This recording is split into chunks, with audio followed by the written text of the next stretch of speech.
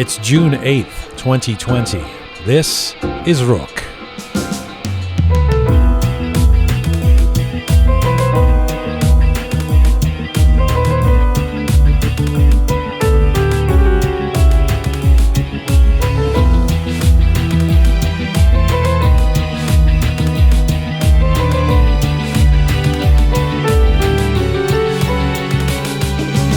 What if there were already some document that had been written that connected Iranians to each other? What if it were an historical fact that was poetic, profound, and full of pathos and pride? What if it involved myths and magic and magnificence?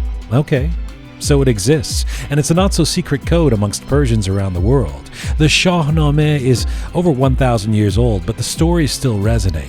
And today, two guests who spent years finding ways to creatively tell its tales in accessible forms. Hamid Rahmanian and Bruce Bahmani on literary treasure, artistic measure, and the lack of support among Iranians for our own culture. I'm Jian Ghomeshi. This is Roqe.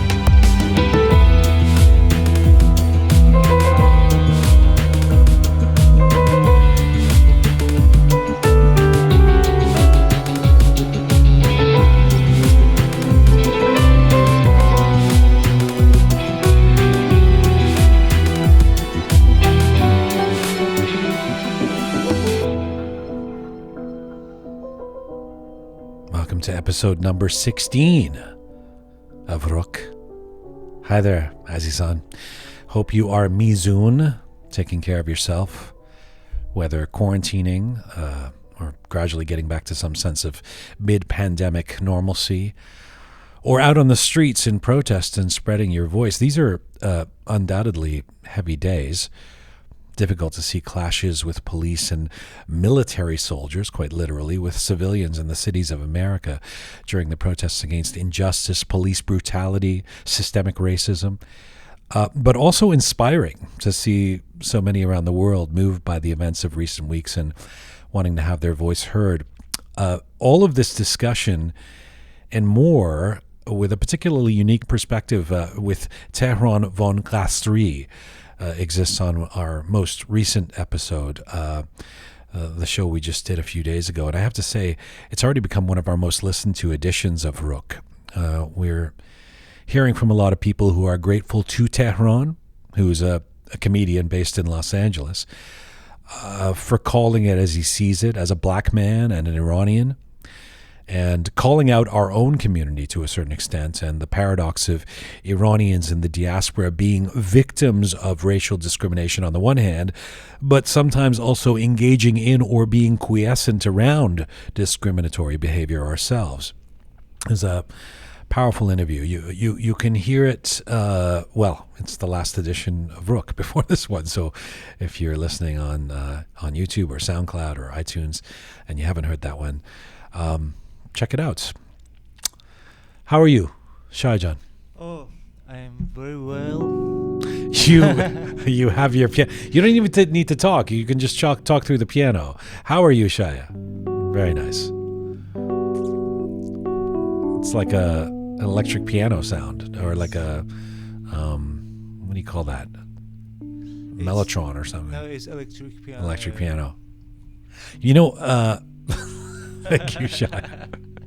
You're lulling me into the show. So if you were having a bad day and I said, "How are you, Shaya?" What would it sound like? Ooh, probably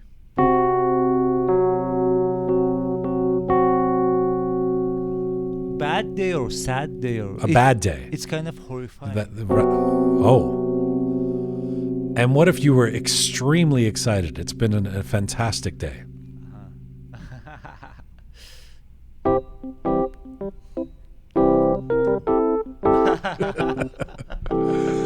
That's just weird. Thank you. That was great, Shaya. Some of your best work, I think. Some of the best music you've ever created. By the way, I asked you on the last episode how you felt about the Shahnameh. Oh, yes. And actually, I'm very excited for this episode. And because you love the Shahnameh, right? I love Shahnameh. Actually, I love literature, Persian literature, but especially I love Shahnameh because it's It keeps our language alive. Yeah. Well, I think then hopefully you will love this episode of Roqe. Let's get to it. To it. What defines us as people of Iranian descent? What is the string connecting the contemporary Iranian to the ancient Persian Empire? And if you ask many in the diaspora, they'll tell you in a heartbeat, it is the Shahnameh, an epic poem written by the Persian poet Ferdowsi somewhere over 1,000 years ago. It's the national epic of Greater Iran. Well, my two guests today are two fountains of creativity who have wanted to bring that epic to Western audiences in various remarkable art forms and have succeeded in doing so. I'm going to be joined by Bruce Bahmani in California a little later. He's been responsible for bringing the Shahnameh to life in comic book form, like a superhero series featuring Rostam and others, and has done so to the appreciation and enjoyment of many Iranians around the world. We'll get to Bruce, but first to New York.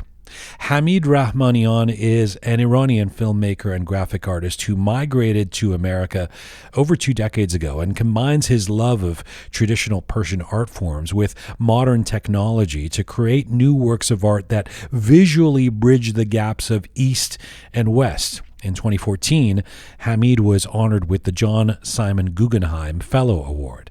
His work has been exhibited in international competitions and publications. His films have screened all over the world. Hamid undertook the immense task of illustrating and commissioning a new translation and adaptation of the Shahnameh entitled Shahnameh, the Epic of the Persian Kings. That was in 2013.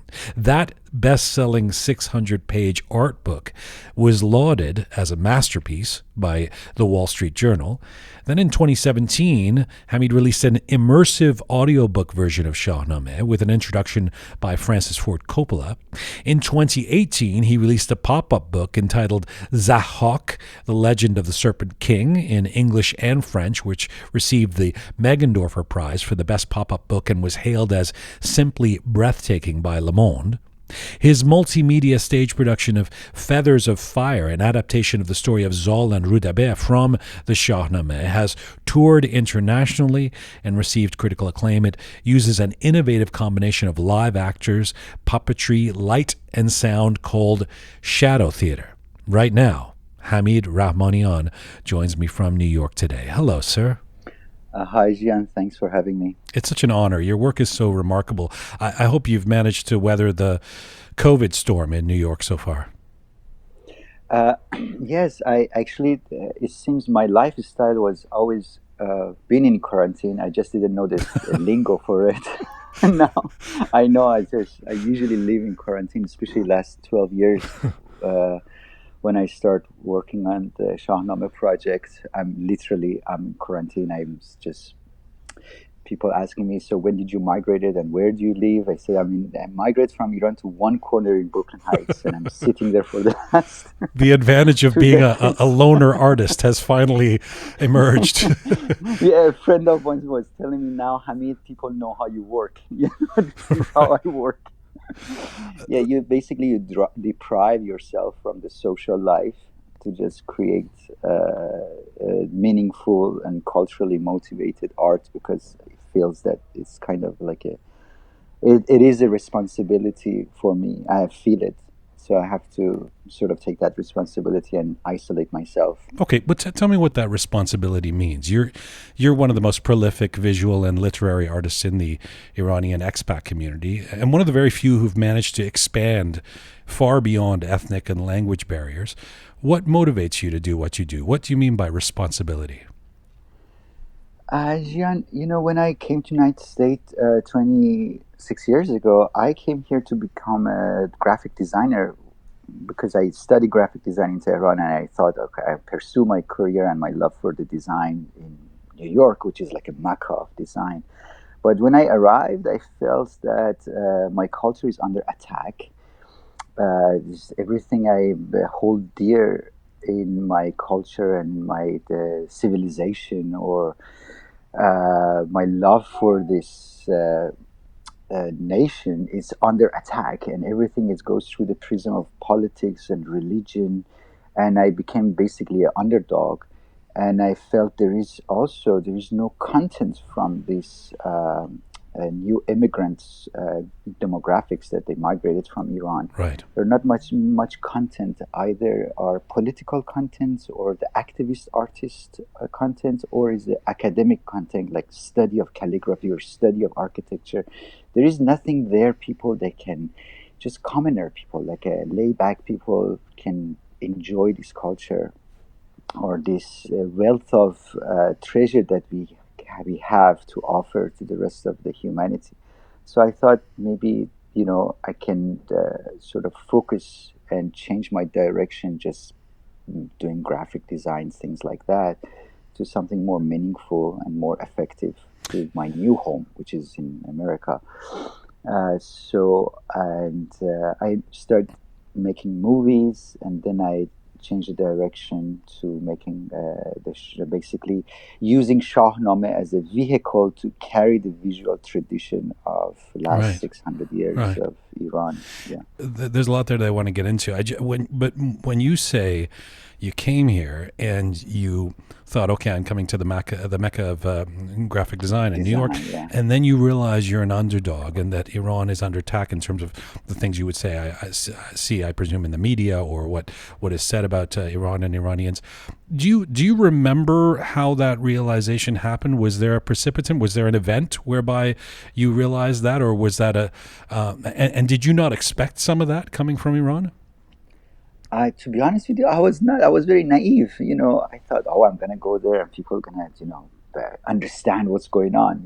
But I felt when I came, and it started from the date I walked into, because I studied for my master. I studied computer animation at Pratt Institute. I mean, like, just walking to school and interacting with the faculties, and then I start hanging out with people, and I realized people have no idea. And let me also, in parentheses, say that when I say Iranian art, because Iran has three major sort of identity. We have an Iranian identity, we have an Islamic identity, and we have also modern identity. So it's a combination of these three different characteristic of Iran that makes it right now in 21st century what is Iran, because you cannot devoid the art of the effect of Islam into Iran, and also vice versa, effect of Iran to the Islamic world, and also the effect of modernity last 200 years in Iran, and also the idea of the nationhood and Iranianness, which comes along before that. But now in 21st century, we are dealing with these three components. So my art and my encounter was somehow to bring all these three into one plate.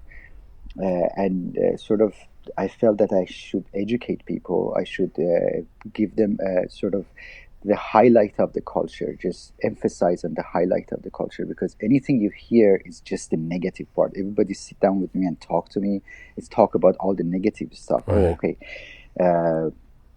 About the religious zealous, about the political, the mismanagement of the country and things like that.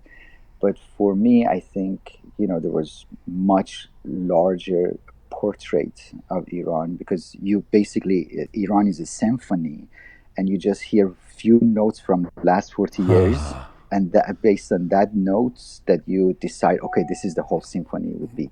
So I try to give it a little bit of more nuances and give more notes to attribute more notes to that symphony.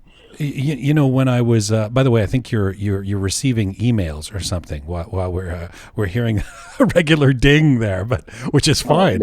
Let me turn off. I'm aware of whenever you get a text message during this interview.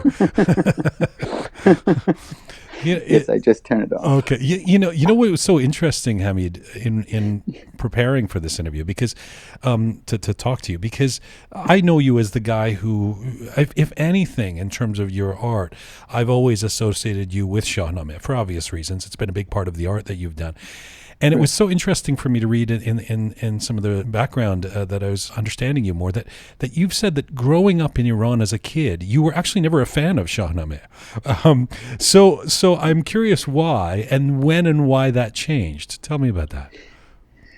Yeah, Shahnameh is huge. I was scared, and my father was trying to sort of chase me around around the yard. Just come sit down and let me read for you or read for me.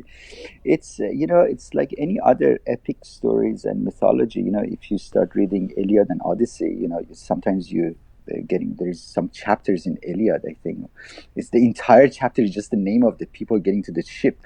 So it's Right. it requires certain kind of dedication to actually go through these texts, which is the very convoluted. There's a lot of plots within the plots, and it's is a kind of like a characteristic throughout all the epic stories. Like if you read the Ramayana or Mahabharata, it's this. Oh my God, these two families start from one part, and the story goes through totally different plot line. So Shahnameh is the same. When I growing up, I was afraid it was too complicated, too many stories I couldn't connect. But when I came here, I thought this is as I said earlier in our conversation, I found Shahnameh it could be a good vehicle to carry the visual culture of our land. Again, I think the highlight of our society and our culture is our visual tradition and our literature, and something that distinguished us from a different part of the world is these two, and I felt that I can emphasize on that and also translate it to the generation that are familiar with the Star Wars, Lord Yes. of the Rings, Game Yes. of Thrones. So I just want those people also became familiar with these stories and with the very accessible way, because to be honest with you, I gave up kind of an adult education, so I'm sort of focusing on kids and Oh, the that's younger interesting. generation. So when they grow up, they have already seen something positive about this part of the line. Yeah. Well, I have to tell you, I mean, knowledge of the Shahnameh doesn't just separate Iranians from Westerners. It separates many of those like you who grew up in Iran versus those of us who grew up in the diaspora. I'm a bit embarrassed to say, but I never really knew much about Shahnameh, the Shahnameh until I became more interested in my roots as an adult. Is the work you do also aimed at Iranians like me? Oh, definitely, because you need to have something to be at least proud of your heritage. We cannot really travel with our civilization, but you can travel with your culture, and that culture need to be flourish and need to be spend time and life in it to be recognized. This has happened to other demographics like the Irish, Italian, Jewish. When they came to the West, they migrated. They met hardship. They rejected. If you read like a 1850, 1890 New York Times about like Italian or Irish, you would be stunned that the derogatory terms that they use for these people. Sure. But now this group of people, they start creating content from their culture, and then they considered as a white man and they be accepted. Right. And the way I also produce this work, it's kind of trying to become absent in the creation. If you see the book, I'm not there, although I create the whole book. But you see the culture and you see the tradition. You feel that this book has existed like 400 years ago.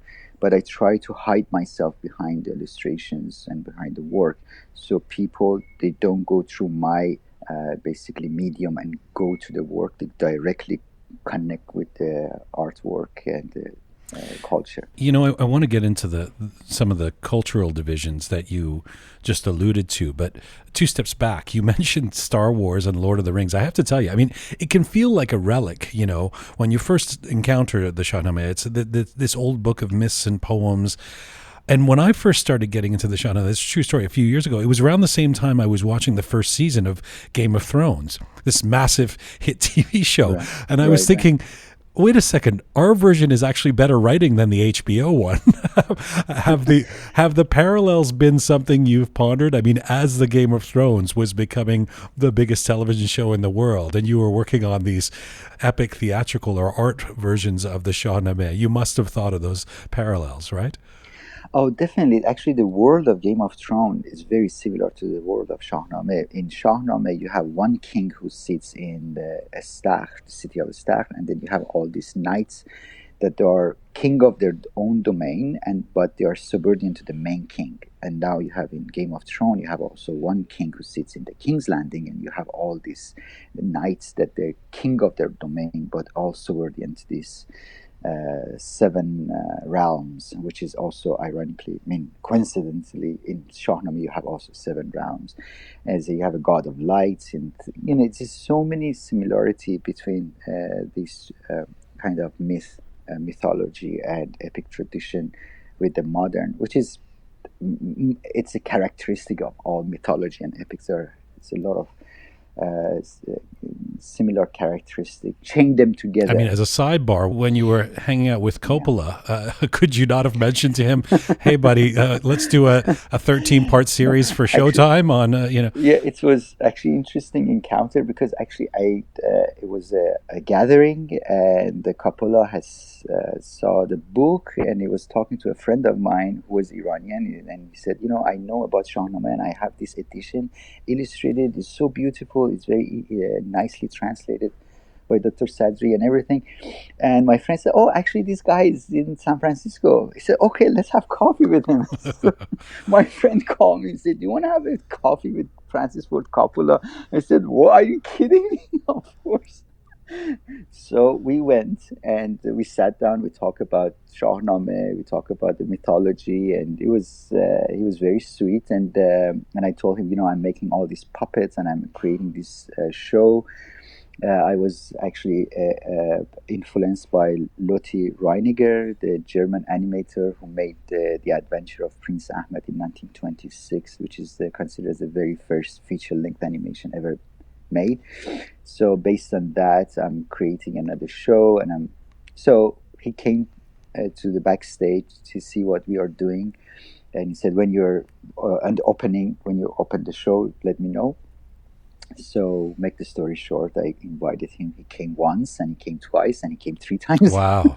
He came 3 times to the show, and he loved it, and he wrote a nice quote for me. And later on, a year later, when I start making the audiobook edition of Shahnameh, which is fully sound design, sound effect, and especially for you that you just mentioned, for people who grew up outside of the Iran and their Farsi perhaps it's not very good, you can actually listen to the audiobook, which is fully transformed into like basically I create the sonic landscape of the epic for 12 hours. And then I send it to Francis, and he really loved it. After 2 months, he came back to me and said, "I love this. This reminds me of childhood. I was listening to this kind of radio show and it's no longer exists." I said, "Since you love it so much, why don't you read the introduction, because I need the stamp of the approval of the white man and this because that's how we actually brown immigrants, we can get into the mainstream to somebody from white culture to give us doesn't hurt to have Coppola's so he laughed and he said, "Yeah, I would be honored. That would be great." So he was actually traveling to Italy somewhere for the wine tasting, and he was kind enough to went to studio and he recorded the introduction and sent it to me. I was gonna say, I had the chance to interview Francis Ford Coppola many years ago. It was probably 10, 15 years ago, and of course he was very nice and lovely. But I kept on wanting to talk about his incredible cinematic legacy, and all he wanted to talk about was his wine. So Yes, so yes. I hope you got to have some of his wine when you were visiting with him. Yeah, he's actually made a comment about when he came to one of the show. One of the spectators went to him and asked him so about the Godfather, and he got a little bit edgy. He said, "I made this film 40 years ago. I'm not interested in talking." Poor guy. Yeah, for sure. That's his hit song, and you don't want to be asked about it every time at every concert. Take me back to leaving Iran, because it occurs to me when you talk about leaving and coming to New York, the mecca of design, and for schooling as well, that makes sense. But then you end up staying, Hameed.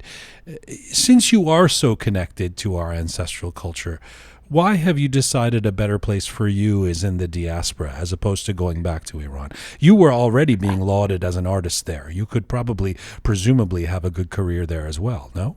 Yeah.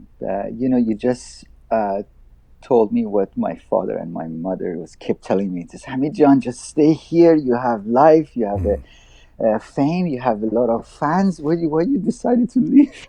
So, yeah, They were why? talking about this all the time. But this is what happened. The first 6-7 months I was in the United States, I really wanted to return because I felt that it's not my place.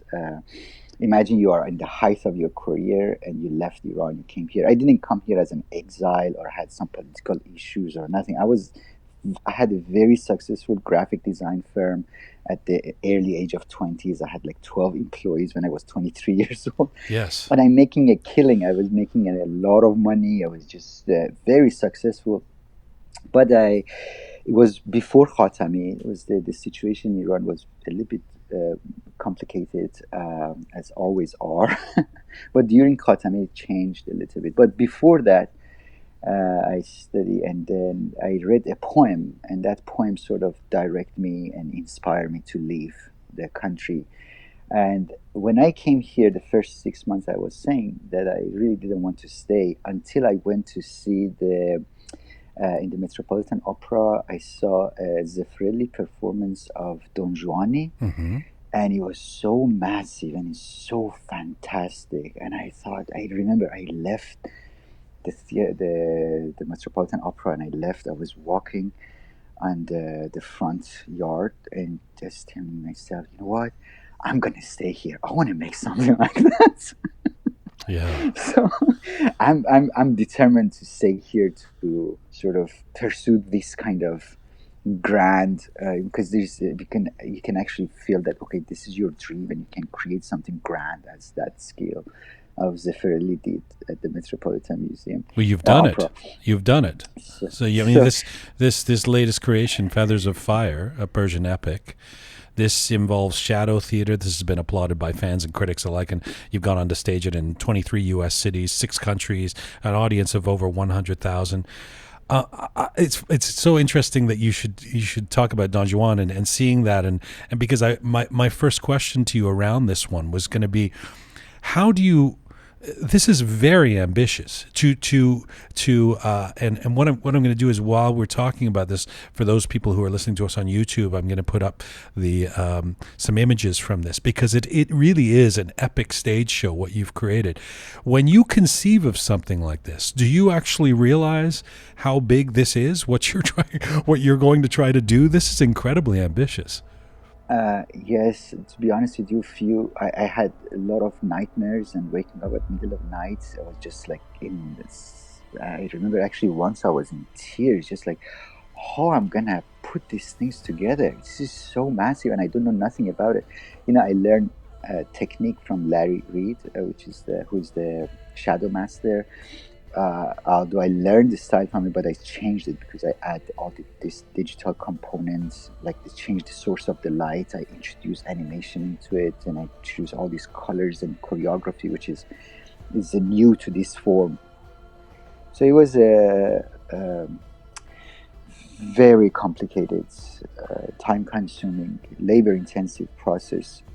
But when you see people leave the theater with the tears in their eyes, not Iranian, Americans comes to me with their kids, and I have 2 incidents that the American, one in Iowa, like a typical redneck, big American, walked into me with his hand with his 10 years old son, and says, "You know what my son just said?" I said, "What?" He said, when the show finished, he turns to me and said, "Dad, it's cool to be Persian." Wow. This is huge in the middle of Iowa, in the middle of a red state, and the kid, 10 years old kid, they just feel that is connected so much to these stories and these cultures, and it comes out and he said, "Oh, it's cool to be me," because usually it's opposite. I'm trying to be them.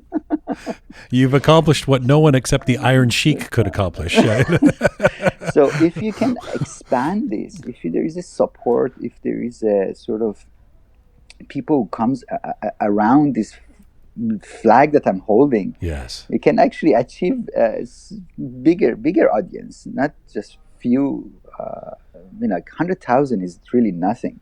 It's a lot, but it's nothing. Well, for a stage you can show, it's even go- huge. I mean, you've done, and the show received the 2019 UNIMA Award for excellence in live performance. Unima is like an Oscar for poor puppeteers. By the way, no one knows, but this is in the world of puppeteering is like the highest achievement. I figured because the UNIMA was all in uppercase, it was very important. I knew it was important. Have you considered the producing a version? I mean, with all you've just said, the show is in English. You must have thought about, I'm sure you're going to get the requisite Persians who say, Allah Hameed, Farsi, version of Farsi, So what do you say to them? Yeah, I love to perform for Iran. But, my audience, to be honest, as I said, I think Iranian, they have their own understanding of a culture and but for me, it's, as I said, it's like an active cultural activism. I'm working here to create art for the non-Iranian who are not familiar or anything about us. It's all negative, and it goes through sort of the filtration of the political and media here. Yes. So that would be my. I'm making another show. I'm making actually last year and a half. I'm working non-stop creating another show. It's called Song of the North, and this is even more elaborated than Feathers of Fire. Feathers of Fire is like a picnic compared to this one. It has over 250 puppets, over 200 backgrounds. It's huge, but the thing is, whether it's in Farsi or English, I, as an independent artist, basically the lover of the culture, you need support from the community, from the institutions to do that. Even look at in history, like Michelangelo wouldn't paint Sistine Chapel unless the church would help him. Yes. The money and creation of art is always hand to hand. So that's the thing. Iranian, they love me to do things, but they love me to say things. But if I ask them, okay, why don't you come and spend some money? I will translate the show, and then see how many Iranian come on board. Well, it's interesting. You should say that. Yeah. You joke, but I mean, do you think the Iranian American community? I cry inside. Well, believe me, you're not the first to say this. Do you feel like the Iranian community in the diaspora is the support network it should be for artists like yourself? My art is a communal art. My art, I'm not making an art to put it in the museum and that's it. And then it's the art for the community. It exists. You can pick it up in the bookstores, online, see it, show it to your. It's just something that is I'm building content for immigrant group, and that immigrant group don't help. To be honest with you, I mean, the few helps came here and there is very complicated. Why do you think this is? Why do you think Iranians don't? Because I would a lot of thoughts about this. This is, I think, first of all, this is historical. It's not just It's not for me. And like even Ferdowsi has he praises few people in the Shahnameh, and one of the people is the name of the governor of Tus, whose name was Huhay Qutaib or Hussein Qutaib, whatever. Scholars they want to call him, but this guy was a governor of Tus and was an Arab descendant, and he was the only one who actually helped Ferdowsi. No one around him, all the Iranian who were around him, helped him on any level, and he praised him in his book that he's the one who wants me to recite poetry, but not for free. But and this is. Even like in turn of the century, I learned something that Sayyid Jamaluddin Asadabadi, the Islamic scholar, he has a lecture that he says, we Muslims united in one place, and that place is not to help each other. So this is our common ground. And this is resonate with me every day. All these projects I'm doing last 12 years, have no idea how difficult it is to fundraise this. It's so complicated, and none of these projects is actually bring back the money that's spent in it. But sure. Because you have sold out shows here and there, and you have sold the best-selling book, people under impression that I'm making a business out of it, but this is not true, because people, if you're in the publishing world, you know Yes. the royalty that Yes. comes from the illustrated book is green, is minuscule. And the show for the families is not the Broadway show for adults, or and you also is a traveling shows. No traveling show in America makes money. None. They're all subsidized. The only shows make money is if you sit in one place and perform for a long time. Otherwise, it's not the business endeavors or the Or if you have cultural no endeavors. overhead, you're a comedian alone on stage with a light or something like, then you probably make money if you're touring in big theaters or something. But with the kind of production that you have, no, Right. it's And under. also it's a family show. Family shows, the price of the ticket is low. We never receive actually price of the ticket. We usually get the presenting fee. But anyway, that's another story. But the thing is, Iranian who also helped me before, now they don't, because they feel that, oh, you're making a lot of money off of these shows, you are doing this. At some point, actually, in one incident, I sent my tax return to one of these people. Just like, believe me, I'm not lying to you when I say I need money. Like for my pop-up book, for the pop-up book, which is in that magnificent and so beautiful, and just it's no brainer. Yes. It took me 8 months online fundraising, begging, literally, Jian, I begged people, Yes. and just to give me some. And we have a non-for-profit organization; these are all tax deductible. I think it's not priority for them because they have established culture for thousands of years. So they feel, okay, we've been around for thousands of years, and so who cares? It's not necessity like a minority. It's like Jewish people opposite. They think that, if we build our culture, we can build Yeah, everything else. yeah. That's like a maturity of this group of people. I wonder if it has something to do with a lack of appreciation, like a socialized lack of appreciation. We make the joke about our Iranian parents saying engineer, doctor, or lawyer, but this has an effect, right? It has an effect in terms of what the status is seen as. And if you're in anything I've ever done in my life, which is music or entertainment or communications or media, none of those things have much status compared to the old tropes of engineer and doctor. And I wonder if that starts to have an effect over time where it's just not valued enough, the arts, for people to care to fund it. Do you think that has something to do with it? That's a valid point. Actually, I never thought about it that way. That's okay. Our education is always, being doctor or engineer. Even my family, we had such a hard time to become artists because they feel that I'm a failure because my math was very bad and I had a very bad score in my biology class. So that's why I chose to go to art. Right. If you were growing up in France or Germany, you would be a massive success, not a failure. But culturally, it's like, it's embarrassing. He didn't do well in math. I mean, that's Yeah, I was one of the worst student in my high school. To these days, after like 30 years, when I have a nightmare, I have a nightmare that I'm in the high school. I can't pass the algebra test. But there's another weird thing that I've encountered, which is Iranians don't like again, these are big generalizations, obviously, but on the one hand, they don't like you if you're not a success.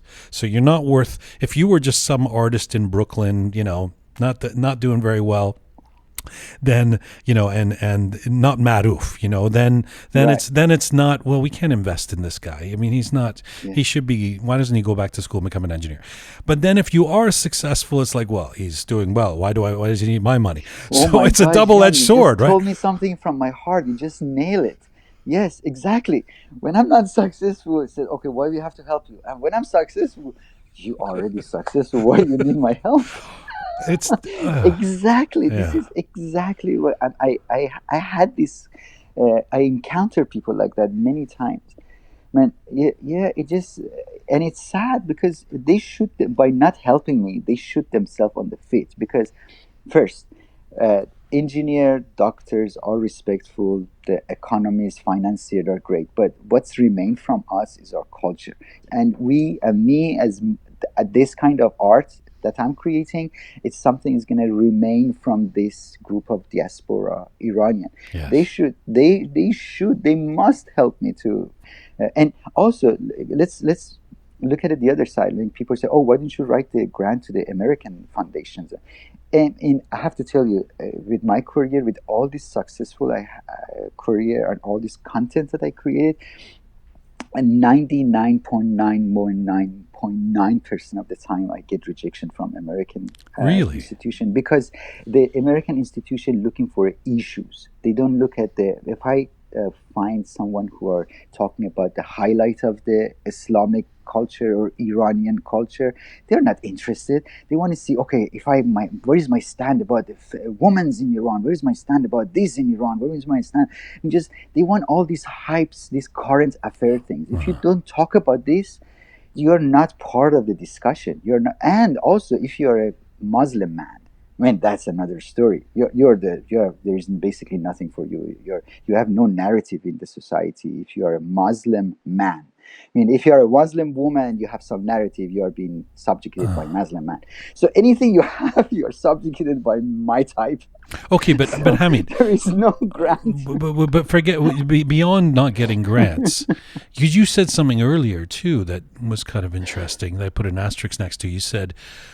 You alluded to needing the ratification of a white man, in this case being Francis Ford Coppola, who, even he, as you said, 150 years ago, wouldn't have been considered necessarily a white man because Italians were discriminated against. But how has that played out? I mean, have you experienced animosity or dismissiveness towards your artwork because you're a migrant artist, because you're an immigrant, because you're an Iranian? It's not the animosity. They just don't play with you. You're not part of the game. And if I'm having all this thing, because first one is find me like exotic, or two is because I scream so loud that somebody can hear it, or I knock on the door of every single person who writes for me. It's not the system comes to support me. I go after the system. Can you do this? Can you please write this? Can you, I have a story here. I have a story there. Could you please? Is nobody knock on my door? Oh, Hamid, we found these things. Let me write for you. Nothing. They never comes like that. It's a very time consuming, because and one part of my life I'm creating, and the other part I'm just knocking people's door for money or publicity, because you need that. You need this. I mean, right now, it's actually an interesting topic, because right now we are dealing with all this racism and white supremacy and all these things, which is like there's basically destroying the life of these poor African American people, and that's one part. I mean, they're destroying their lives. For us, like coming from the Muslim society, they basically ignoring our culture. They are destroying our culture basically. That for the black people, they're destroying their lives. For us, they're destroying by not even makes you to be part of that discussion. Right. Unless, yes, if you criticize Iran, you make the things women of Iran is like this, Iranian society is like this, politics. Yes, you enter to the part of the discussion. Other than that, they don't. I mean, I give you one example. In 2006, I made a very successful film, 7. It's called The Glass House. It was a portrait of the charity center in Iran who helped these marginalized girls to come back to the society. Very well received. I made it with the American money.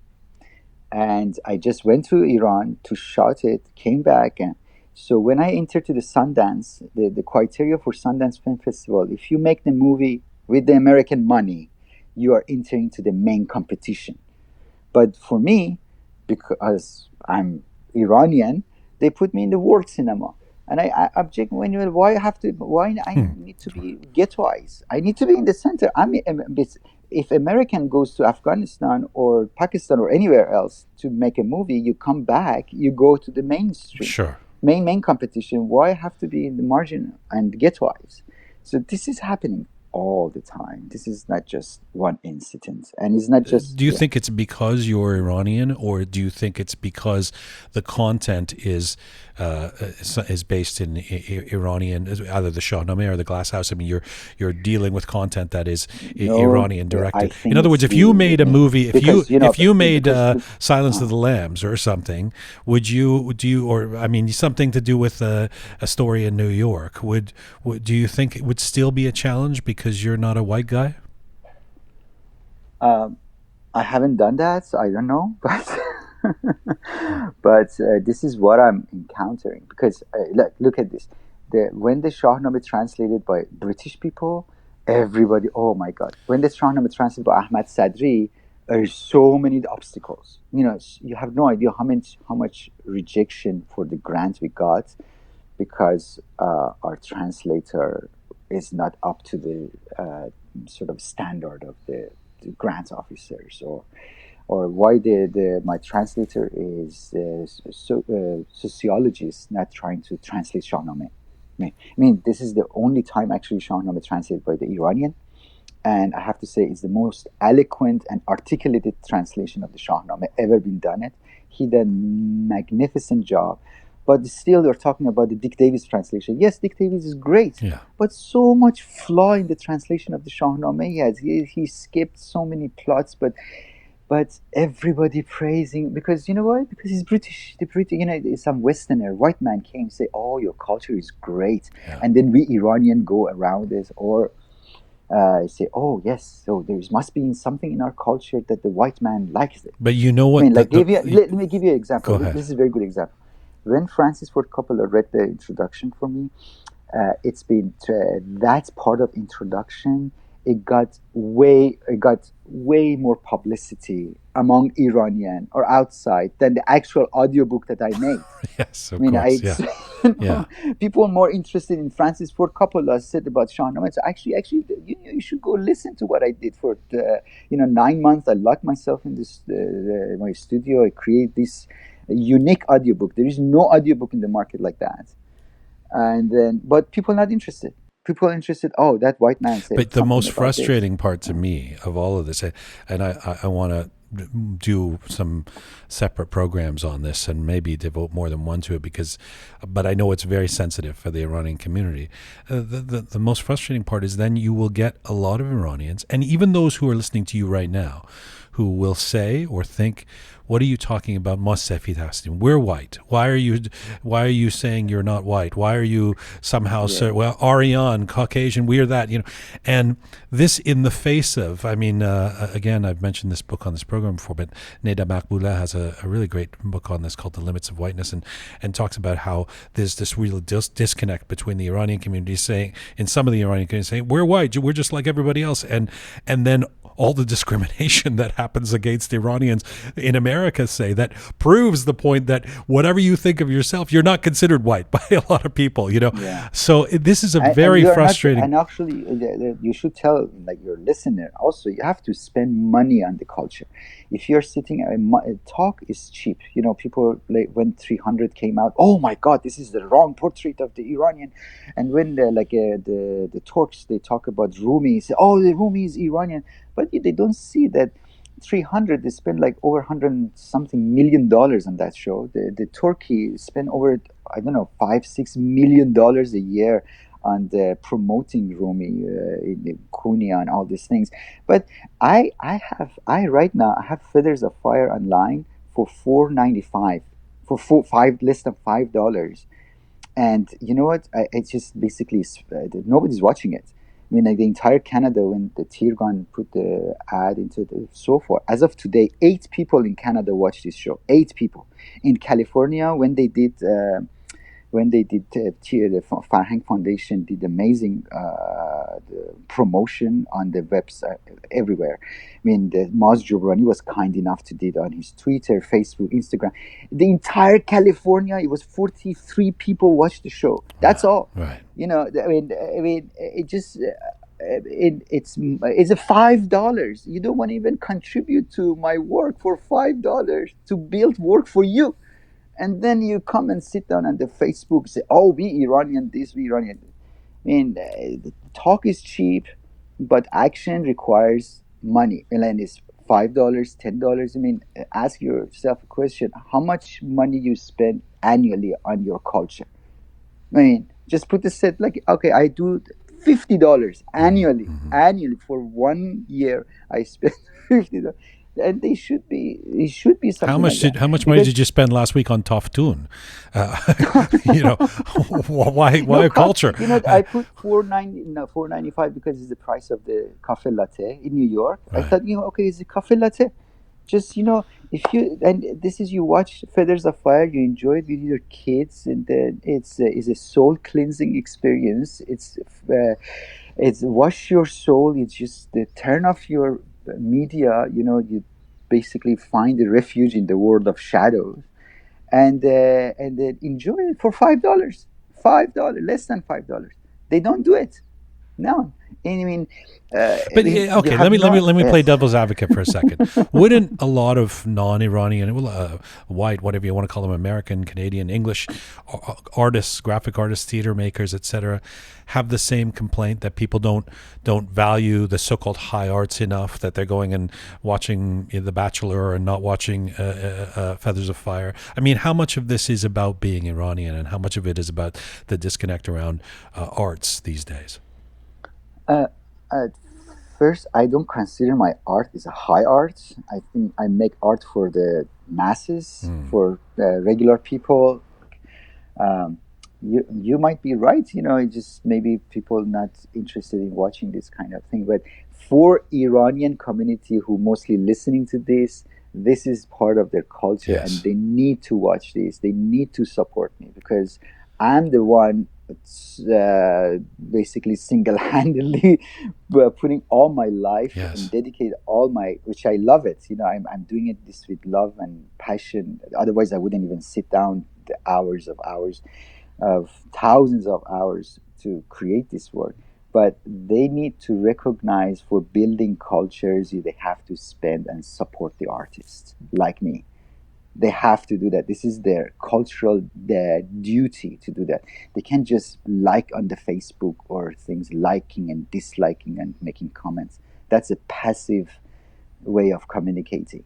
And if you want to be seen and be recognized and as who we are, and we claim who we are, we need to bring content. We have to create content. This is the formula. It's happened for Italian migrants, it happened to Jewish migrants, it happened to Irish migrants. Everybody who came to this Western world, they create content, cultural content, in order to be accepted in the society. I'm so glad that you're saying what you're saying. And honestly, I intimately relate to it right now, because even now for us, we've started this show about this Iranian diaspora, and we get these amazing comments. This is so great. This is what we need. And we kind of say, well, that's great. You could support us too. You could share the content or whatever. Just give us $1. Let me, before I end off with it, go ahead. But I haven't finished this. But I think in the Western culture, it has this notion that you should spend money on art, something like we get once in a while we get some donation, little, like $5, $25 on my website, literally, and I would say except 3 occasions, they're all non-Iranian. Interesting. They're non-Iranian. And or for instance, for my pop-up book, I went to find this lady who was very affluent in the Palo Alto, and he has a collection of the pop-up book, and I thought it would be a best candidate to actually help me, and she sat down to me when she saw the prototype and said, oh, this is gorgeous, but this is deeply cultural project, and you should ask with all these Iranian in the Silicon Valley to help you, and this is not that much money. I was looking for literally $35,000, and he said, this is really not much money, and this is tax deductible. You should ask them. I'd rather to spend my money for my own people. You should get that from there. So and then when you go back to Iranian and say, okay, can you help me? And then they have such a sometimes it just horror story. I have to tell you, Jian, the way that they interact with me, it's just horror. The way that it just sometimes. I get literally, I physically became sick. I have sometimes get flu after meeting. Come back home, I sleep for 2 days because they put you in the very degrading position, and then also not helping you at the end. It just I don't know, man. This is something that maybe the cultural psychologists should work on that, not me. Yeah. It is, as I said at the beginning of the interview, it's an honor to get to do this with you, Hameed. And before we go, let me ask you a couple of more personal questions, questions that might make you put a smile on your face. I mean, this one of the through lines of all of your work in recent years has been the fact that you do it in partnership with your life partner, and your wife Melissa has been working with you, busy creating award-winning documentaries, fiction films, graphic designs, photography, literature for over 2 decades. Tell me about getting Melissa, who I would presume is not Iranian, interested in Shahnameh. Actually, she's the one who pushed me to do this. Yeah, it's a blessing, having Melissa, and we're living together for 21 years, 24/7. Because we work together, and I've been fortunate. I feel I'm the luckiest man on the face of the earth to have this kind of partnership, because this massive project, it cannot be done just with one person. And if I always tell her that if she wouldn't be around with all this hardship, probably would be killed myself by now. But she's gluing the whole thing together. And in fact, she encouraged me in 2009 to do the Shahnameh project, because that was very funny. Actually, she has a very good sense of humor. We were invited in Toronto. Actually, we're in Toronto, showing our documentary in some festivals. I don't remember, it was 2008. And we invited to a concert. It's been done about the Shahnameh. It was the narrator, Naqal, came, and then this, I think the Toronto Philharmonic was performing that, or something like that. It's all very chic and very prestigious, with all the papillon and the tuxedos, all Iranian with our best dresses. They fill this theater. Right. And then they started, and then like 10 minutes into the show, I got so bored, and I turned to Melissa. I said, we have so much content, we have so much sonic content, visual content, we have so many things to offer. We're always looking at the Western translation of our cultures, and if the Toronto Philharmonic has to do something in order to be accepted, I would say, and we sort of legitimize ourselves. And Melissa turned back to me and said, you Iranian, you always say we are this, we are that, we have this. So why don't you start doing it? That was 2,500 years ago. What about today? Why don't you just do it yourself today? You just don't blame it to others. So it just kind of rang the bell in my mind, said, okay, maybe I have to do something. Right. So that was that conversation basically inspired me and say, hey, okay, I will show you what I can do. So that was my answer to Melissa. So it took me like around 4 years, over 10,000 hours of sitting to create the first book. And because I was challenged by Melissa, we have her to thank, saying that you should do it yourself.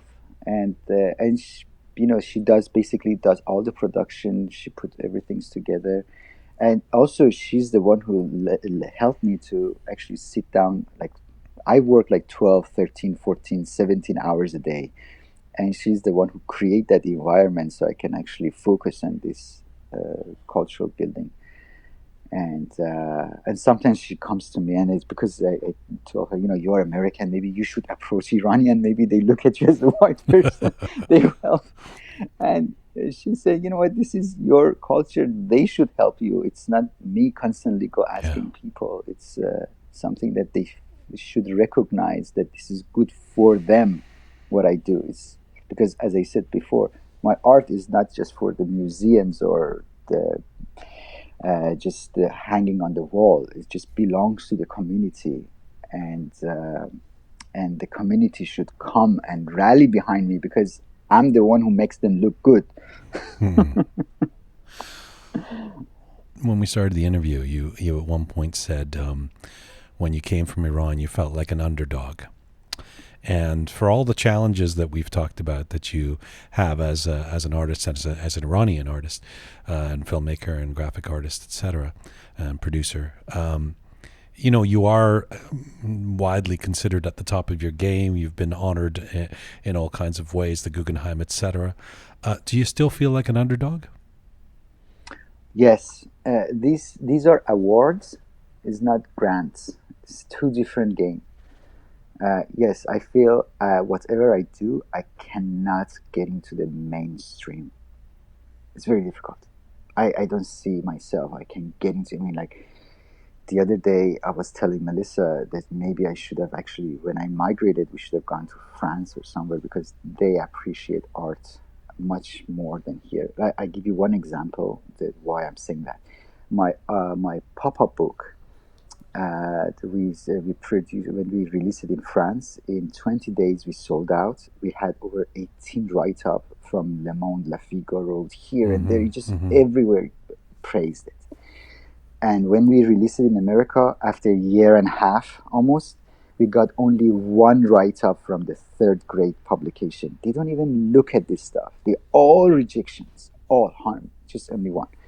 Or even like all this write-up about the Feathers of Fire, we got when we had in France, we got more interest and more appreciation of what I do than in America in the last 3 years.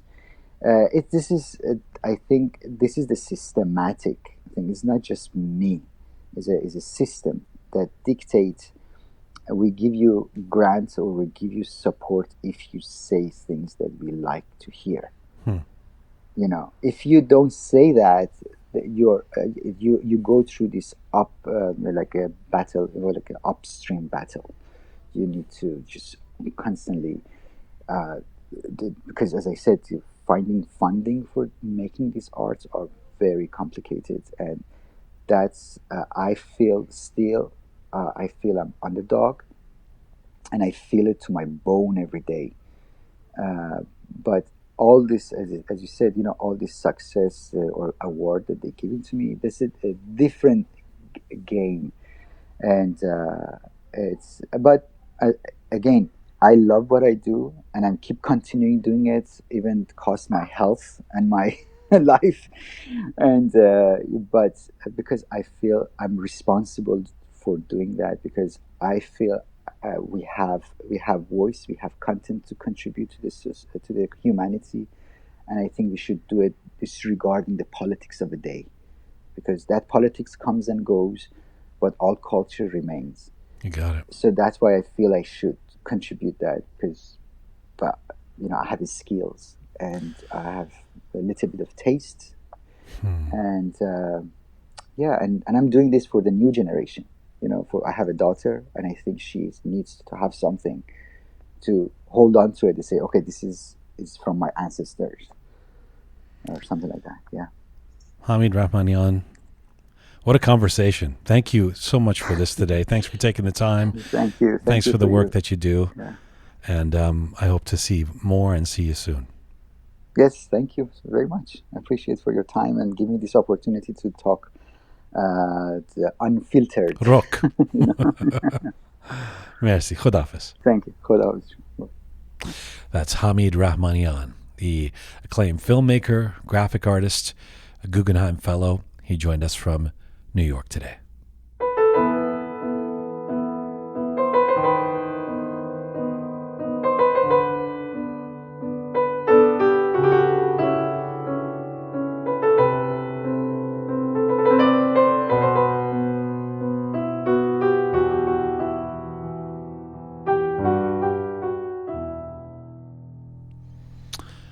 What an interesting and talented guy, Hameed Rahmanian. If you have comments or ideas or thoughts about that conversation, especially the part about Iranians not supporting each other or supporting the arts, or this endeavor that's about our collective culture and historical culture, love to hear from you. info@roqemedia.com by email, or you can post on YouTube or Instagram or Facebook, whatever your fashion. Let's stick with the Shahnameh and go from New York to the other side of the United States. If you're curious what a genetically engineered Iranian American is, You might ask our next guest, because that's exactly how he describes himself. Bruce Bahmani was born to an Iranian father and an American mother in the United States. His family then moved to Iran.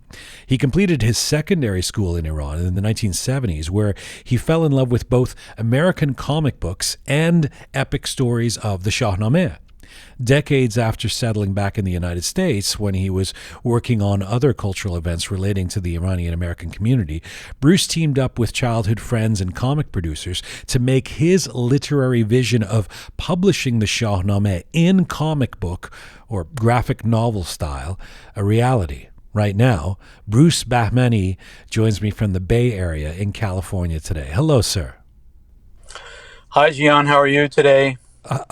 I'm good. I'm very happy to have you on the program. I've been enjoying spending my time with the comic superhero form of Rostam. So we have lots to talk about. First things first, you're sitting there in California. Tell me about being a genetically engineered Iranian American. It sounds like a lab experiment. So are you a lab experiment? I think so. So far, so good. There doesn't seem to be many defects coming out, but there are some, obviously. But my parents, they met in college in the United States. So my dad was a foreign student from Iran, and my mother was a foreign student from Germany. And so they met in the Foreign Student Union, and then they got married, and then I was born, which makes me technically, a genetic experiment on, mixing Iranians and Germans and, growing them up in a bilingual family in Iran. So you were born in the States, and then then the family picked up and moved back to Iran.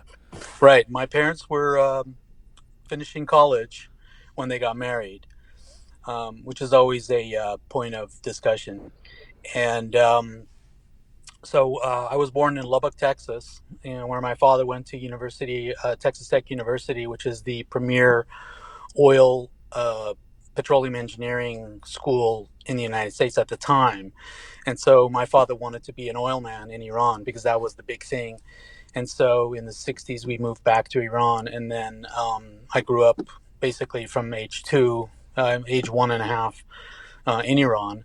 And I'm what they call fully bilingual, which means that I learned English and Farsi at the exact same time and spoke it my entire life. So you moved from Lubbock, Texas to where in Iran? We moved to Tehran. Okay. So Lubbock is pretty American, and you say probably, I'm guessing, in the 60s or 70s when you were there, it wasn't the most multiracial place in the world. So that's your experience, and then Tehran. This is quite a duality, and you are very American, but you are somehow someone who is clearly connected to your Iranian roots.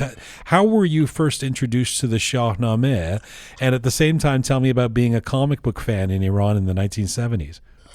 I'm very American right now talking to you. ولی اگه من فارسی صحبت بکنم خیلی ایرانی میشی. کلت سوت میکشه, as they say. So I can switch back and forth almost in perfect diction. I'm really good at translations. And now you can sort of see where this is going. So I grew up in Iran, going to school in Iran. I was studying Farsi as well as English and got both diplomas at the exact same time. So basically my entire, existence is based on Farsi and English being equal. I dream in Farsi, and in the middle of my dream I switch into English, and then all the characters in my dreams start talking English after they stop talking Farsi. Really? Are you being serious? Yeah. That's amazing. Yeah. But not in full color. But by the time you were in Iran and a teenager, you're still enamored of American culture, right? Or comic books. Well, I'm growing up with it because in Tehran at the time, during the 60s and 70s, there was a real huge American influence. I mean, everything in Iran, even today, is left over from the American influence during the 70s in Iran. Still today, the streets are in English. The shops, stores, names are in English. So Iran was heavily influenced by Americans. We used to get all the magazines and things like that. And then as a teenager growing up in Iran, as a youth, you're exposed to comic book culture during the '70s, which was pretty high, and skateboarding and tie dye shirts and these kind, puka shell necklaces and the whole deal. Right. So we're growing up a very '70s lifestyle. We had American DJs doing the radio shows, the Top 40, Casey Kasem's Top 40. We had Wolfman Jack. One night, we wrote a letter with me and my friends. We wrote a letter to Wolfman Jack, who was a famous DJ at the time. I don't know if you remember him. Sure. And then months later, because we used to listen to him all the time, he used to play all the best music, and he had a cool Wait, you voice. wrote a letter from Iran to Wolfman Yeah, Jack, we who was sent in the LA letter. or something, I Yeah, guess, or New and we York or said, something. hey, dude, we love your show. If you would just, because he would give shout outs.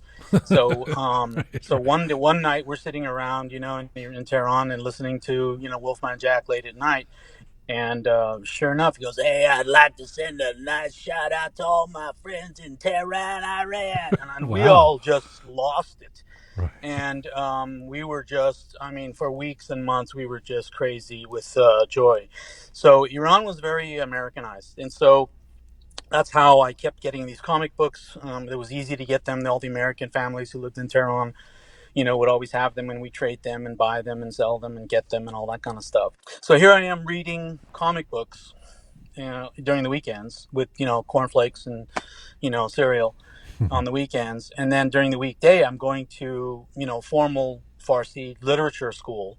And, these real hardcore teachers are teaching us, the impact, importance, and the significance of the Shahnameh and Ferdowsi and Hafiz and Saadi and all the others. And we're basically being, inundated with information about Iranian literature, which is very deep and very vast. And so I didn't know that I was programming myself for a future project, but that's what happened. I'm learning Farsi and I'm reading comic books. That it's an interesting contrast because by the comic books, I'm assuming, given the work you've done with the Shahnameh, that the comic books for you that appealed to you were like superhero, like were DC or Marvel comics, right? Not Archie comics. Yeah, Archie comics had their place because they had really good-looking girls, and so you could watch those comic. You were reading those comic books for other reasons, but all the kinds of comics we could get our hands on, we were reading. Richie Rich, Little Lotta, Dot, Hot Stuff. All of the Marvel characters, which were not superhero oriented at the time. There was a whole bunch of comic books that were more lighthearted. And so we were reading all those comic books, and then on top of that, there's Spider-Man, there's Superman. I really liked Tarzan a lot because he was kind of civilized and then chose to go back to the jungle, and I love that idea. It was a very good idea. And Right. then also, I was really influenced by Thor. Thor is the god of thunder. We've seen all the movies, and Marvel's has two or three films about him. And Thor was always very interesting for me because he was a cultural character, and also he was kind of godlike. And what I didn't know was the reason I liked Thor was because of Rostam was very similar.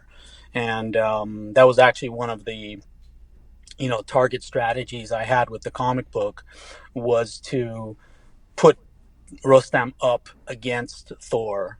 Oh. And I wanted that to be the main sort of competitive angle for bringing Rostam to the comic book form, was to say, well, we got Thor, so why can't we have Rostam? And so Let me I get to wanted that. Let me bring get to that. again. I'm Sure. still thinking of you as a kid in Iran with the comic books, because when I was when we were just speaking to Hamid Rahmanian, and he's created these epic artworks, theater and Yeah. pop-up books and all that to do with Shahnameh.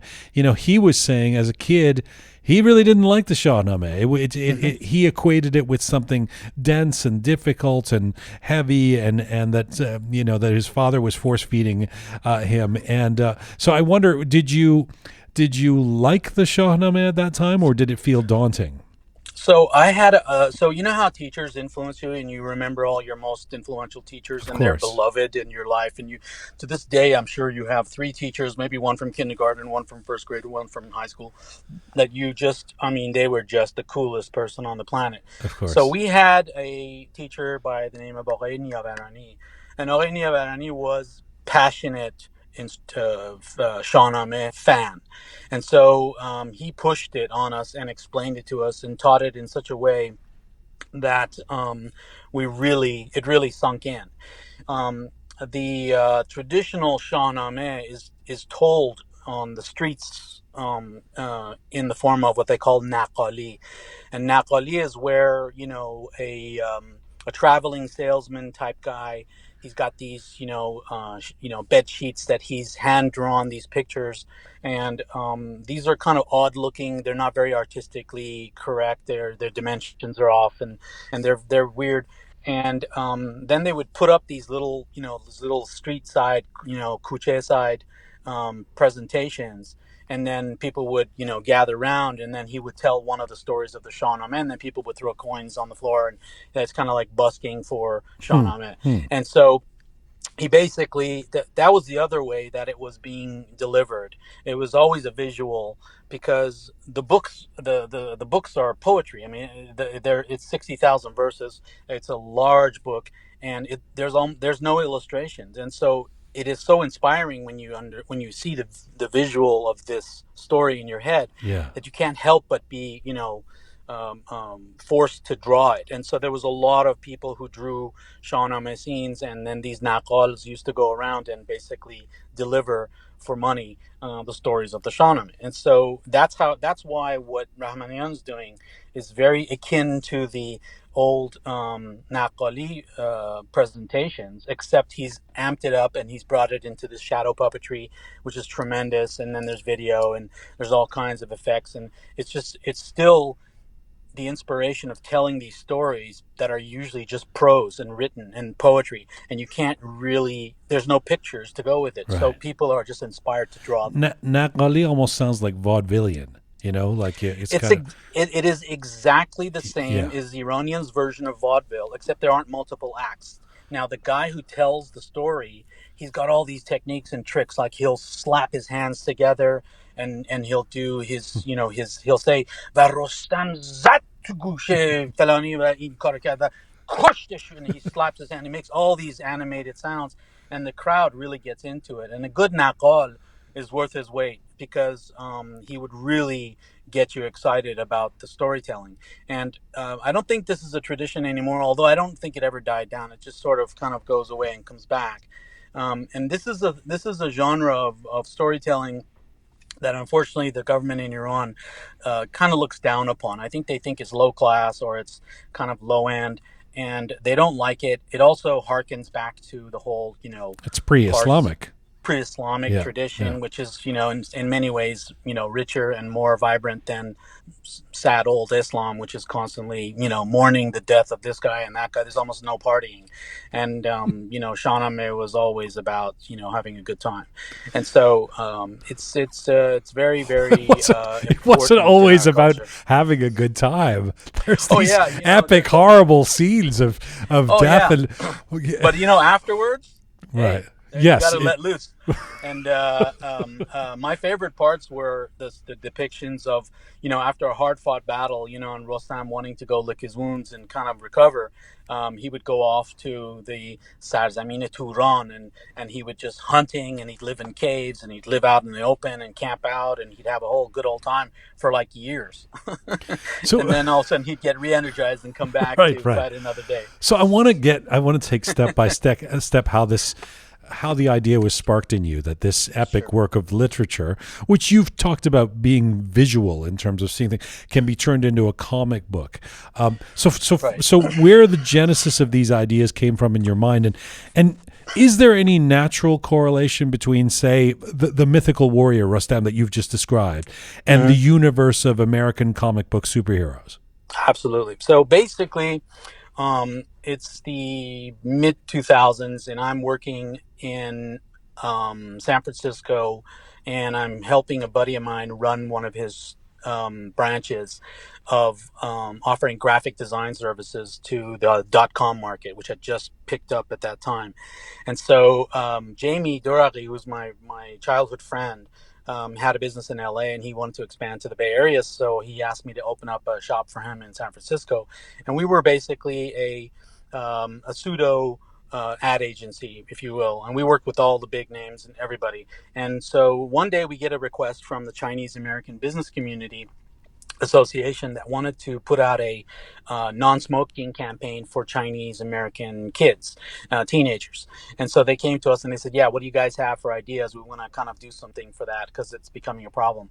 So we said, well, you guys' culture is based on, comics and comic books, and you have a, kind of a anime style. There's Hong Kong animation. Everything's really anime related. It's kind of the same. I know anime is traditionally Japanese, but the Chinese love this form. And we said, yeah, this might be a way to do it. And so then I called Jamie and I said, listen, you want to get some of your do you have any comic book illustrators that we could show these guys? And he sent me a book, and the book was Carl Alstetter's. Carl had worked on Tarzan, he had worked on Spider-Man, he had worked on all kinds of comic book projects as an illustrator.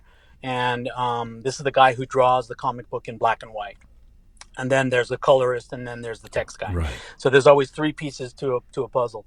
So I get his book. I'm looking through his book, and as I'm thumbing through the book, I come up on a picture, and in my mind I'm going, oh, that kind of looks like Rostam's dad. Next page. Oh, that kind of looks like Rostam's mom. Next page. Hey, that kind of looks like Rostam. Hey, that kind of looks like Sohrab. And then by the time I flip to the last page, I'm like, wait, what just happened? So I made a mental connection of the whole Rostam Shahnameh in 4 pages. And so now I'm kind of upset because my mind is spinning. And so, I hand off the project to one of my managers and said, okay, here, go show this to the Chinese American business community. I think this is the guy. And then I go home and I'm basically like in tears because I don't really exactly know what happened. But basically in that process, and then it took me about a week to kind of recover from the emotional trauma, which was that all of the Shahnameh was now crashing into my head with all of the imagery of the 4 pictures of the characters that I had just seen that were just random characters that Carl had drawn, in his imagination of, an older kind of superhero looking guy, an older lady superhero kind of looking lady, an older Rostam looking guy, and a Sohrab looking guy. And he didn't know why he drew those. He just drew them because he liked to. But I'm putting it all together, and it took me about a week to process this until I kind of formulated the idea that, wow, wait a minute. We could use Carl and we could produce a comic book about the Shahnameh, which has always been obvious, but hidden from anybody's mind until just now. And so it took me about a week to process it emotionally. I mean, I'm literally crying. I'm having like breakdown moments of processing all of the cultural impact, and everything in my life is now. Why do you think you were? Why do you think you were crying? Well, if you could read Farsi, which I'd be happy to teach you one day, but if you could read the Shahnameh, Merci, it is very, very, very, very impactful.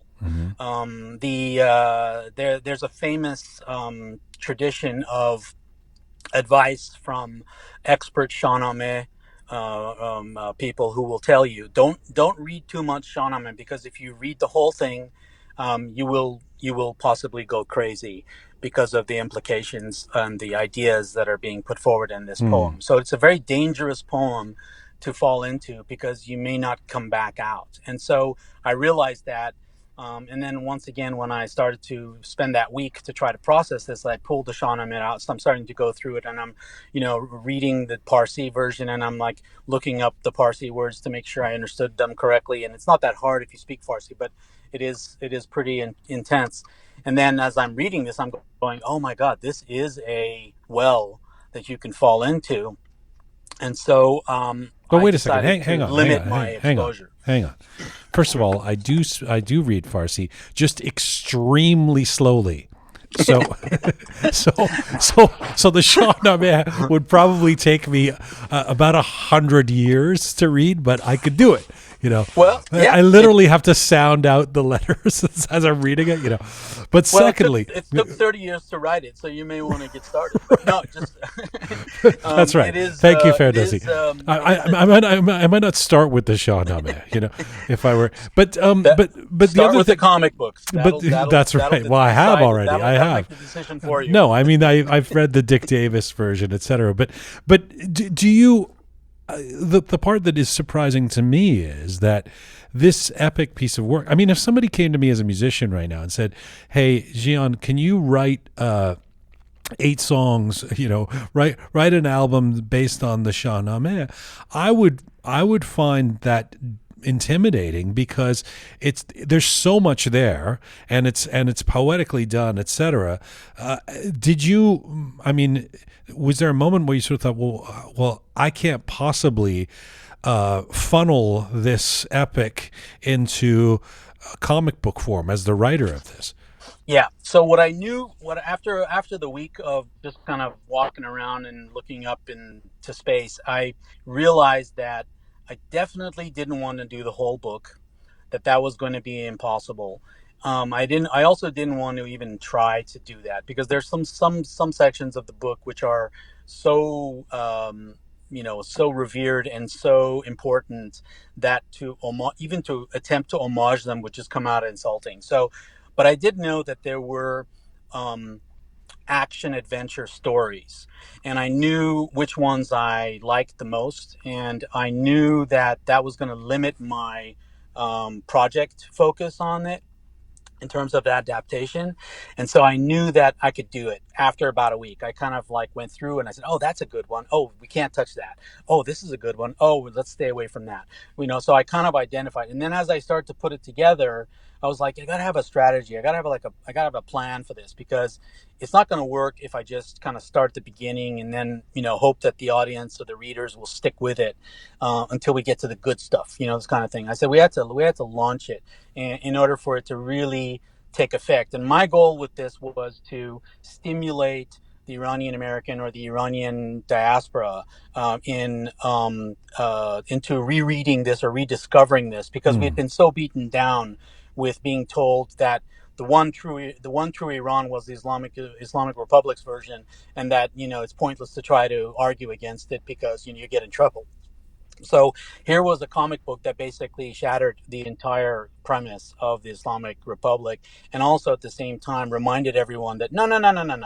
Before Islam even came anywhere near us, we had this whole treasure chest of culture, and it is important, and you can't just forget it.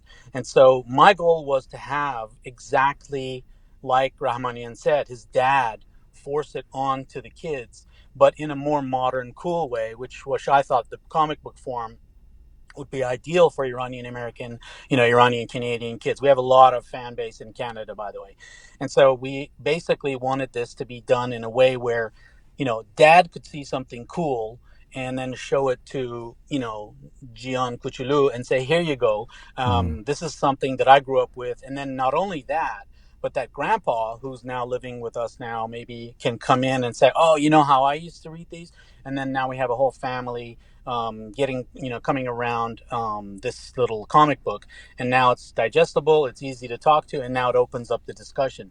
My dad that was my plan. My dad probably wouldn't show me this. He would be like, you should read Shahnameh. Why you are reading this? I guarantee what he will do is he will tell you one story that isn't in the comic book. Right. And that's the goal. That was the objective. And so I thought, this would be great, because that way it invites everybody to contribute to the discussion. And the kids are reading one story, and then that stimulates dad, it stimulates grandpa, and now everybody's talking. So it occurs to me that when, before something becomes a success and is into existence the way your comic books ended up being, when the idea is still germinating, when you're still telling people about it, maybe when you were seeking funding, I'm curious if you had any resistance from Iranians or Iranian Americans or people in the diaspora saying, this sounds like you could be turning the Shahnameh into a joke, or this won't fly, or this isn't something cool, or what kind of reaction did you get before you actually launched it? As with anything, your problem is always going to come up with the older generation. So whenever you're dealing with the older generation, that's when sparks tend to fly, when you start to, tread on, a national treasure. So what I would do is so we launched the first book, and again, the strategy was a very Star Wars strategy. Let's start with the best story first, and then let's go back in time, and then let's go forward in time on book 2 and 3. And so that's what I did, because I wasn't sure that even book 1 was going to work because it's such a tragic story, but I knew it was the most important story, and if I was going to kind of nail it, I needed to make sure that we got the main story out, and that was the biggest one. And so then with book 2 and 3, it was easier. So once I got book 1 out there, everyone was okay, because I was actually honoring the most important story, the most famous story, and no one could hold that against me. And so that was fine. Then what I decided to do, now I always consulted with the top Shahnameh experts that I could find who could guide me if I had a question. I just wasn't really 100% forthcoming about what I was up to. And who are they? They're all over. Like if you academics Google it, or who? Yeah. Everyone is a self-professed expert, so you just have to find the person that you would agree with. And if I didn't agree with what I thought I was reading, because I have a pretty good interpretational, capability on the Shahnameh, so I would sometimes, go, I don't think he's talking about women being, uppity.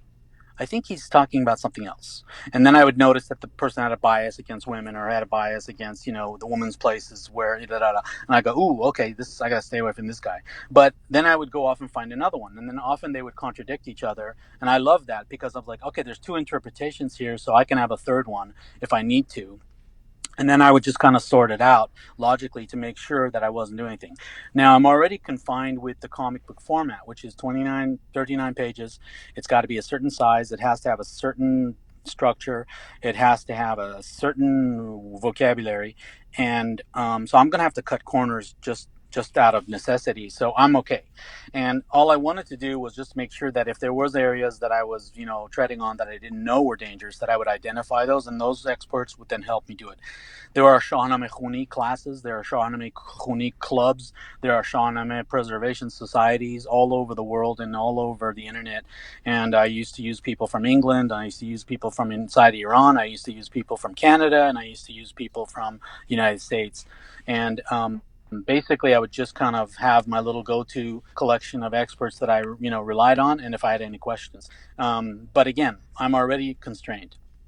So basically, there was no objection except when the books came out, and the mistake and the misinterpretations were actually it was a guy in Canada, and he published a long article in one of the Iranian newspapers in Toronto, and said, "How dare these charlatans from Los Angeles turn the Rostam and Sohrab tragedy into a comedy?" And then he went on and on and on about how sad the story was and how it was tragic and all this stuff. And then I'm reading this and I'm like, where is he getting comedy from? I don't understand comedy. So I contact the publisher and I said, I kind of object to this article, and I want to write a rebuttal. And he says, "Oh, that would be great. It would be good for sales." I said, "Yeah, whatever you want, but I need to write a rebuttal." So I said, "But before I do that, I just need to confirm, why he thinks it's a comedy, because I assure you, at the end of the comic book of Rostam and Sohrab, Rostam kills Sohrab, and it is violent and it is horrible. Right. So I don't understand where there's any comedy to it. We specifically did not put any wisecracking. No, we didn't put anything in there. You weren't changing the elemental story. No. Right. So finally he gives me the phone number, and I call the guy, and he's an old guy, and he's older, and I, respected him, and I was very respectful. And I said, "Listen, I just want to make sure. Why are you saying, comedy?" And he says, "Hope komik dige, komikish kardin, komedi." And I said, "Ahmaq, it's not comic comedy, it's comic kitab musawwar Amerikai. What are you talking?" So he heard comic and thought that means that it's comic book means it's going to be a comedy. Comic, like a stand-up comic, or I don't understand. Anyhow, so I realized it was an innocent mistake, but then meanwhile he had just trashed the whole project. So I said, you know what? I'm not going to write the rebuttal, but you know who is? And he said, who? I go, you. So I made him write a rebuttal and clear our name. Wow. And then I realized that I needed to go around and find all the old folks' homes and all the old folks' associations and all the old folks who gathered around and made sure that they didn't take a you-know-what on the project whenever they saw it without understanding what it was. And so what I did was I went to all of these groups. I probably went to 20 older generation Iranian organizations and clubs and groups and gatherings, and said, I just wanted to show you a project that we've done, and I think it'll be very interesting for you to see how we've taken the old and made it new again. And that's all I told them. And then when they saw it, they almost always loved it. The thing that surprised me actually was that there was actually, once you launched this, and this is in the mid 2000s, the first volume, there was a lot of interest in the series from within Iran. Did that surprise you? My position was always, I'm against the Iranian government in terms of I disagree with the form of government that the Iranian government has proposed to the Iranian people. I don't think it works. I don't think it has worked. I think it's a bad idea. But I'm not in the business of violently overthrowing that government. I'm just going to politely object to it. And so that doesn't mean that anybody in Iran who is living under those conditions is complicit. They might be, but it's also not, they're not the ones putting out this garbage as a form of government. So I was always willing to work with any Iranian in Iran. I was always happy to talk to any Iranian in Iran. And then one day, one of my family members who still lives back in Iran sent me a package, and I get this package, I open it up, and it's Hamshahri magazine. And Hamshahri magazine at the time was basically the USA Today of Iran. It was all color. It was the first newspaper to print in color. And then I'm looking through the newspaper. I'm like, why the hell is he sending me this? Well, right in the middle, a full page was dedicated to the comic book project with screen grabs of the pictures, and they published it all in full color. They had everything in there, and they were talking about how these people in the United States had created this wonderful comic book. They talked very good about it, and then they made the mistake of claiming that we were trying to compare Rostam to the Hulk. And I'm like, I don't think you should have said that. But Right. So then I contacted the publisher again, and I contacted the writer, and I said, look, why didn't you contact me? I could have given you better pictures. I could have given you better access. I could have answered all your questions, and you wouldn't have made your assumptions, and you would have gotten the scoop on the details, and I would be happy to talk to you. He goes, oh, we didn't know you guys want to talk to us. I'm like, well, God damn it, you don't need to be so, just do it, man. So we got that cleared up, and then we talked from then on. And I also strategically designed this project so that I could publish it in Iran one day. So, for example, the design of the artwork and Jian, I spent 5 years designing, co-designing, and working with the designers to come up with unique armor that had never been drawn before, unique swords and knives and fighting instruments and bows and arrows that had never been drawn before, unique decorations of costumes and outfits and clothing that had never been drawn before, unique designs of the castles and the structures, and specific care was given to make sure that we showed Iran to be a four-season country with mountains and snow and rivers and forests, pine forests, for example, and also that it wasn't just a desert landscape with a bunch of camels running around, Right. And so we wanted to make sure that we shattered the illusions and shattered the stereotypes that have been put out that this was a desert culture and blah blah blah. So each book was dedicated to a season, and the region and the geography was designed for that season. So we basically wanted to show the real Iran and to show that it was very varied in its scope. We're doing all this, and the strategy of the books were that we could publish these in Iran. As you know, that Iran reads left to right and English reads right to left. So we want to make sure that when we flip the images, it would work. And so we never show anything that we couldn't reshow in Farsi orientation, and then have it be printed. So all of the bubbles, all of the thought clouds, and all of the everything was set up so that we could strip it out easily, send it to Iran, and they could put their own bubbles and their own thought clouds in there, and then put in the Farsi text. The only rule that I had was that if an Iranian publisher wanted to do this, he had to do it in the form that we had done it in, which was a very colloquial, I want to say kuchei lati type of English. And we didn't want it to be formal Farsi. We didn't want their mashama ishan, Right. this kind of thing. And we didn't want any of it to be taken from the actual poem. It was supposed to be an interpretation dialogue, and it was supposed to be dialogue form and street dialogue and guttural and Iranian. But were you street willing to do talk. it in Farsi? So I was looking for Iranian partners inside Iran who wanted to take this on, and if they wanted to, they had all the rights. They could sell all the coffee mugs and T-shirts and any other product they wanted to. They could keep it all for themselves. All they had to do was agree to one term, which was, I needed you to write it in normal Farsi, street Farsi, Kuchei Farsi, and I do not want it to be written in formal, official, Shahnamehs.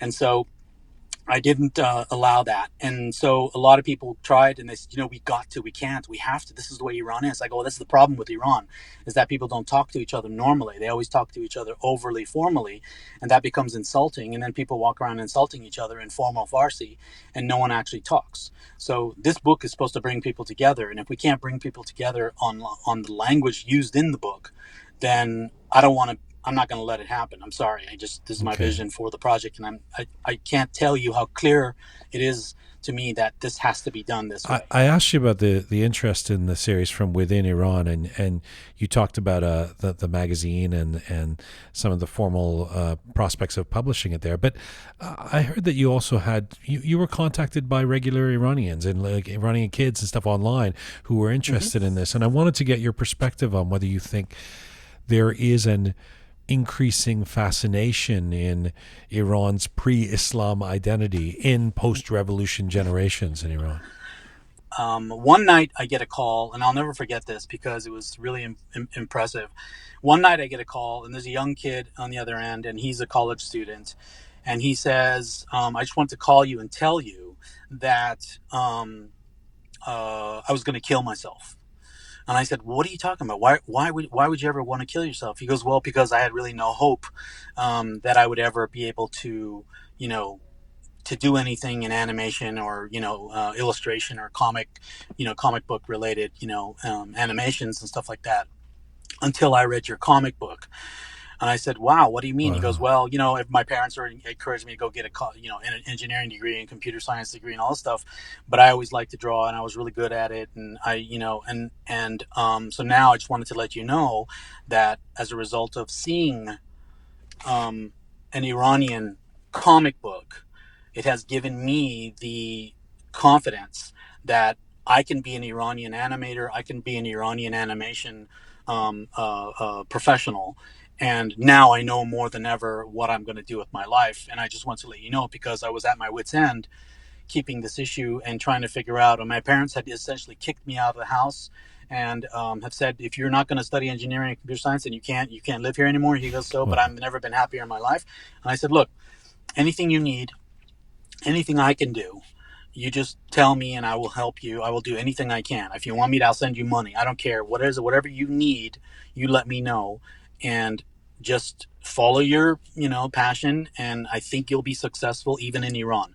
Well, fast forward to today, if you go to Iran and just, start poking around the animation world in Iran, there's like 15 Shahnameh adaptation animation projects. There's a bunch of 3D people doing work on 3D animation. There's a bunch of CG activity going on. So Iran has obviously, because they're talented, has exploded in the area of animation and cartooning and all this kind of stuff. And some of the funniest cartoons you'll ever see in your life, because you have an Iranian sense of humor, are Iranian cartoons. I mean, Iranian animated cartoons to a person who has that Iranian sense of humor are the most funniest thing you've ever seen. There's no other way to connect. And so I feel good about that moment in my life because I was really worried, and it had a happy ending. And So Bruce, with all of that momentum, you released 4 volumes of this Rostam comic book series. Why did you stop at volume number 4? the 3 books that we started, the kind of the Star Wars model, the start in the middle and then go back and then go forward. That was my main objective. That was the only thing I wanted to do. I wanted to do 3 books, Star Wars style, get rid of the Shahnameh, get rid of the Rostam Sohrab tale, and then go back one, and then go forward one, and then that would sort of do a prequel, sequel, and that should stimulate everyone to do it. This was really largely an experiment and a project for me to kind of like not go crazy and to kind of process what was happening to me with Shahnameh and comic books, and that's the way I could express it. It's so interesting to talk to you. It's such a great journey that you went on, and you're so good at telling the story. Let me ask you this before I let you go. You're an Iranian American living in the States, a genetically engineered half and half person, as you say, in the diaspora. This has been a time of profound loss, of outrage, of sadness, of turmoil in both Iran and the United States for all kinds of reasons. Where's your heart these days? Well, if I go back to the message, the greater message of the Shahnameh, there's a debate and a discussion as to, why is Rostam always depicted as this giant? I mean, he's not even normal sized. He's always like, 8 to 9 feet tall, and he's just actually a giant. And that's one of the reasons nobody can ever defeat him. And one of the main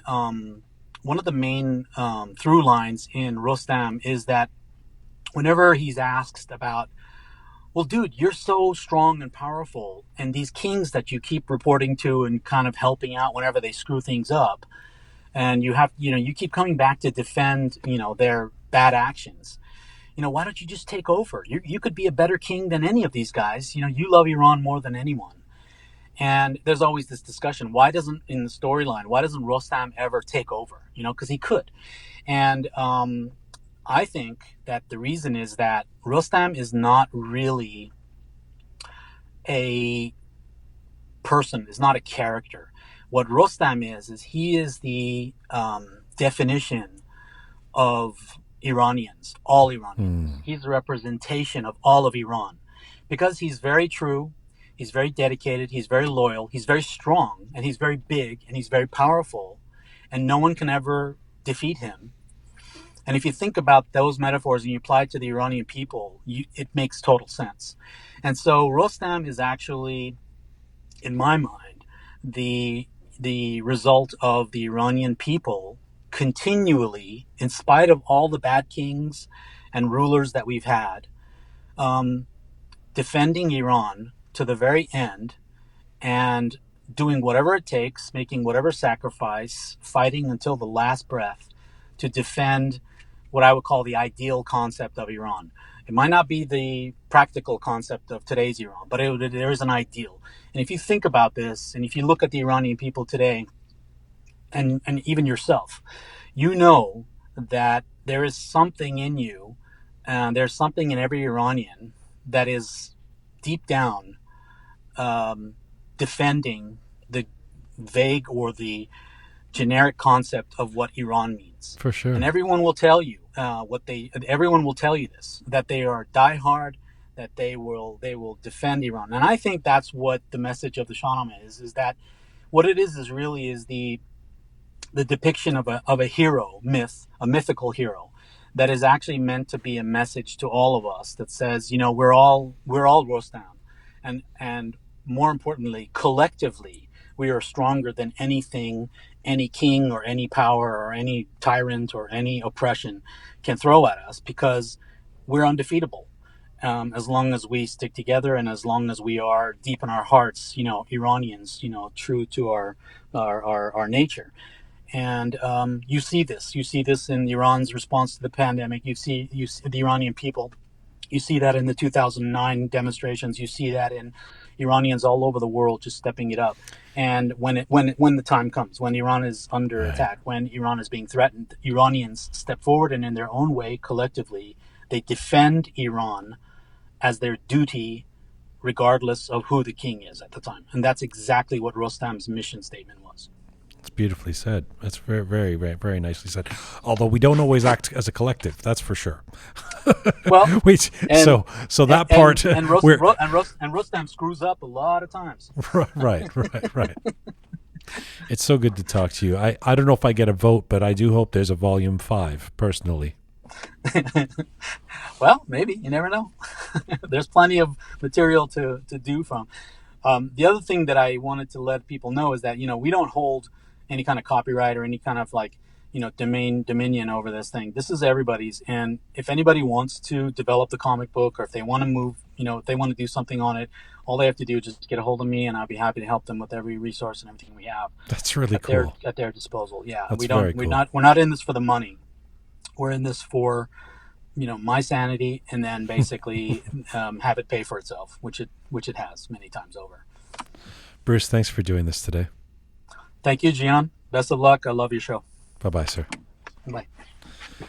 That is writer, graphic novelist, Shahnameh, and comic book fan, Bruce Bahmani. He joined us from Bay Area in California today.